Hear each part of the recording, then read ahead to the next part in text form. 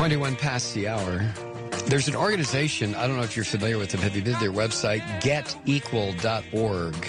It's a marriage equality site and equal protection under the law site. GetEqual.com or .org. And a week or so ago, they pointed out that Obama and many members of Congress did it again. They attended the annual National Prayer Breakfast hosted by the Fellowship Foundation. That's the secretive Christian organization more widely known as the Family. Of course, there was a book written about this. We had the author on, I believe, some time ago. The Family is known for its global connections to homophobic violence and for supporting legislation around the world that would kill or imprison lesbian and gay people, bisexual people, transgender people.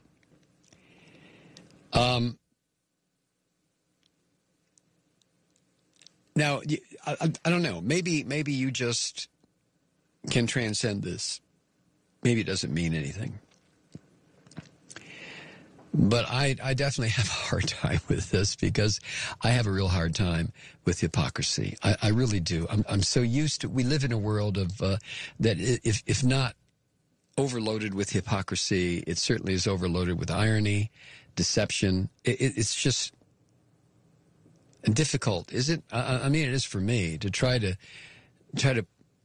push aside some of the junk that is out there, the filth, the thick lies and hypocrisy, and try to find something that is actually really truthful.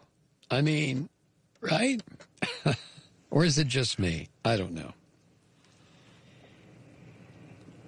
But having said that, why would President Obama and congressional leaders continue to attend this group of terrorists' annual so-called prayer breakfast? They are terrorists. They really are.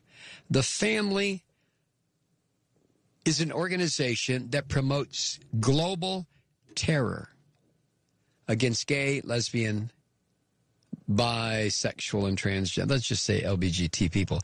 I mean, total terrorism. So why would Obama attend? The Family has ties to the Ugandan parliamentarian David Bahati. He's the sponsor of the anti-homosexual bill that's moving through the Ugandan parliament. The legislation is known in the popular press as the Kill the Gays bill because it seeks to impose the death penalty on anyone found guilty of same-sex relationships. Kill them.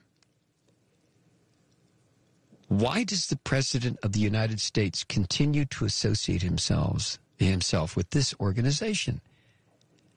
This prayer breakfast horse crap. I mean, what is the point? A bunch of racist, homophobic thugs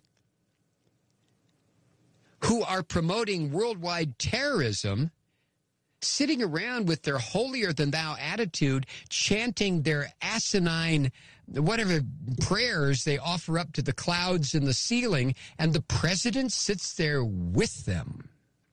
With them.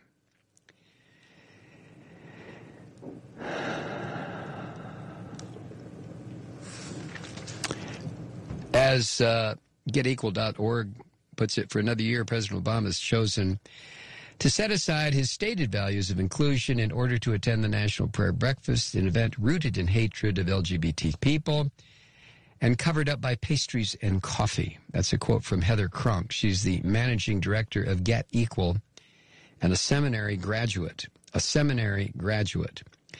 She goes on, there are so many communities of faith that fully embrace LGBT people and that are rooted in social justice. We really don't understand why President Obama continues to give his permission for the Family to support killing lesbian, gay people abroad.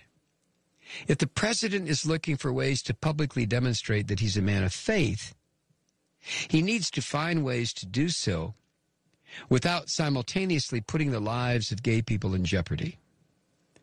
The so-called Killed the Gays bill has been moving through the Ugandan parliament at the very same time that President Obama was speaking to the group supporting it.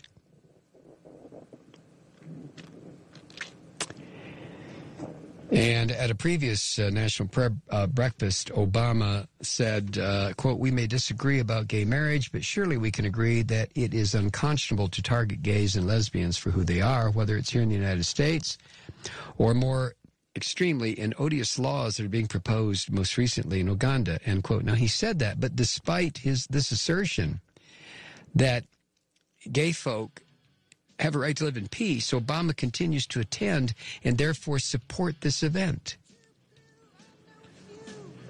Do you have a hard time with Mr. Obama? I know some of you on the Democratic left, the liberal left, the socialist left have written him off totally. But, I mean, this kind of hypocrisy, doesn't it, even though you may have written him off, doesn't it kind of gag you? Doesn't it hit your gag reflex? Won't you give me